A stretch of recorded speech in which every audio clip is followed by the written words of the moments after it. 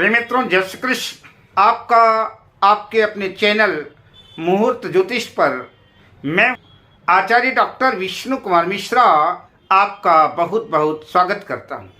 आज मैं इस खास कार्यक्रम पर महाभाग्य योग की बात करेंगे। जैसा कि आप जानते हैं कि जन्म कुंडली का नवम भाव भाग्य भाव माना जाता है, उससे भाग्य का विचार किया जाता है।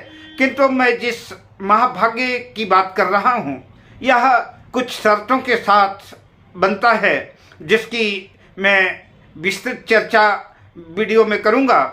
पर मैं विषय क्रम में आगे बढ़ूँ उससे पहले आपसे आग्रह, अगर आपने अभी तक हमारे इस चैनल को सब्सक्राइब नहीं किया है तो प्लीज़ चैनल को सब्सक्राइब करें, साथ ही नोटिफिकेशन बेल को भी प्रेस कर लें।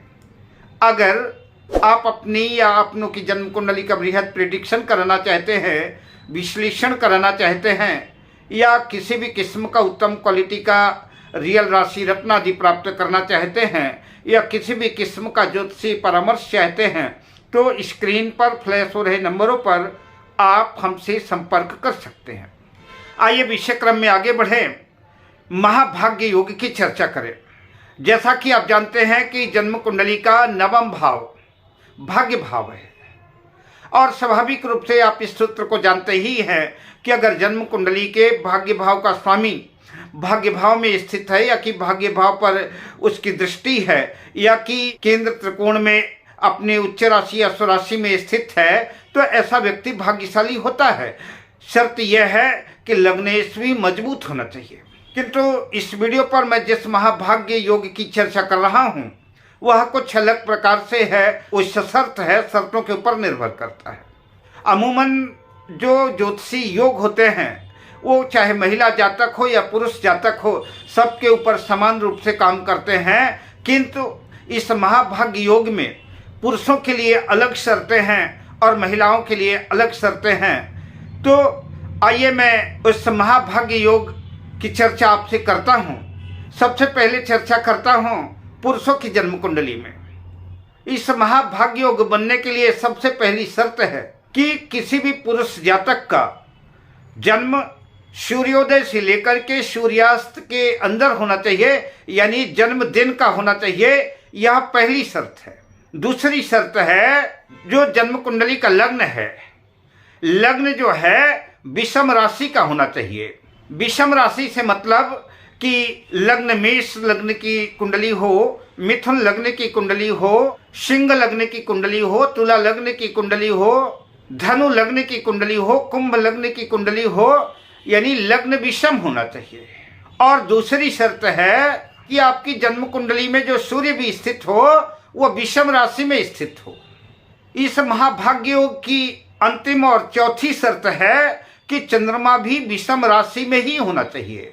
दिन में जन्म हो, लग्न विषम हो, और चंद्रमा भी जो है विषम राशि में ही स्थित हो। यह पुरुषों की जन्म कुंडली में महाभाग्य योग की शर्त है।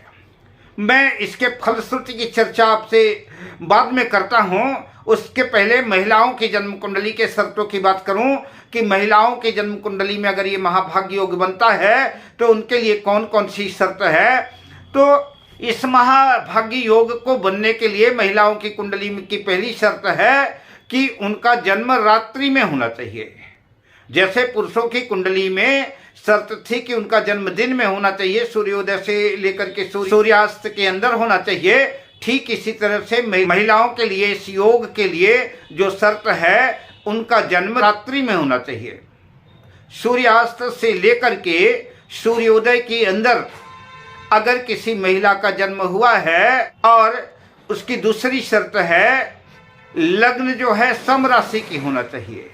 जैसे कि वृषभ लग्न हो गई, कर्क लग्न हो गई, कन्या लग्न हो गई, वृश्चिक लग्न हो गई, मकर लग्न हो गई, मीन लग्न हो गई, तो महिला का जन्म रात्रि में होना चाहिए और उसकी लग्न सम राशि की होना चाहिए। और जो दूसरी शर्त है सूर्य और चंद्र दोनों सम राशि में स्थित हों, यह महिलाओं की शर्त है। जिसकी भी जन्म कुंडली में ऐसा महाभाग्य योग बनता है, ऐसा जातक निसंदेह अपने भाग्य का परचम लहराता है। ऐसा जातक अद्भुत विद्वान होता है, अद्भुत ज्ञानी होता है और वाक कला में प्रवीण होता है, एक अच्छा प्रवक्ता होता है, उसके सहज में ही सारे कार्य बनने शुरू हो जाते हैं। उसको किसी भी कार्य के लिए बहुत ज़्यादा परिश्रम नहीं करना पड़ता, मेहनत नहीं करना पड़ता। ऐसा व्यक्ति साधारण से साधारण परिवार में भी जन्म लेकर के अपने भाग्यवश जो है दौलत, शोहरत, पद, प्रतिष्ठा, मान, सम्मान सब कुछ अर्जित करता है। उसके जीवन में किसी भी चीज़ की कमी नहीं रहती। यह महाभाग्य योग की फलश्रुति है। अब मैं आपसे लेता हूँ विदा, शुभकामनाओं के साथ। जय श्री कृष्ण।